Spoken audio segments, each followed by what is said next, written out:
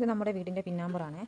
അപ്പം അടുക്കളയാണ്. ശരിക്കും അടുക്കള ആയിട്ടില്ല. ഒരു അടുപ്പുണ്ട്, മേലെ ഷീറ്റാണ്, പക്ഷെ അടുക്കളയാക്കി എടുത്തിട്ടില്ല. അപ്പം കുറച്ച് വിറകും കാര്യങ്ങളൊക്കെ ഉണ്ട്, അതൊക്കെ ഒന്ന് ഒതുക്കി വെക്കാമെന്ന് വിചാരിച്ചു. പിന്നെ ഞാൻ അധികം അടുപ്പിലാണ് തീ കത്തിക്കാറുള്ളത്. ഗ്യാസ് അടുപ്പിൽ രാവിലെ ചായക്കുള്ളത് മാത്രമേ ഞാൻ ഗ്യാസ് അടുപ്പ് കത്തിക്കാറുള്ളൂ. പിന്നെ ഒക്കെ ഈ അടുപ്പത്താണ് കത്തിക്കുന്നത്. അത് കത്തിക്കുന്നത് എന്താണെന്ന് വെച്ചിട്ടുണ്ടെങ്കിൽ, രാവിലെ കത്തിക്കാത്ത എന്താണെന്ന് വെച്ചിട്ടുണ്ടെങ്കിൽ, രാവിലെ തന്നെ നീച്ച് ഞാൻ തുറന്ന് കിടക്കുകയാണല്ലോ. രാവിലെ തന്നെ നീച്ച് ഈ അടുക്കളയിലൊക്കെ കയറുമ്പോൾ നമുക്ക് തണുപ്പൊന്നും പറ്റത്തില്ല, മഞ്ഞൊക്കെ അങ്ങനെ വരുമല്ലോ.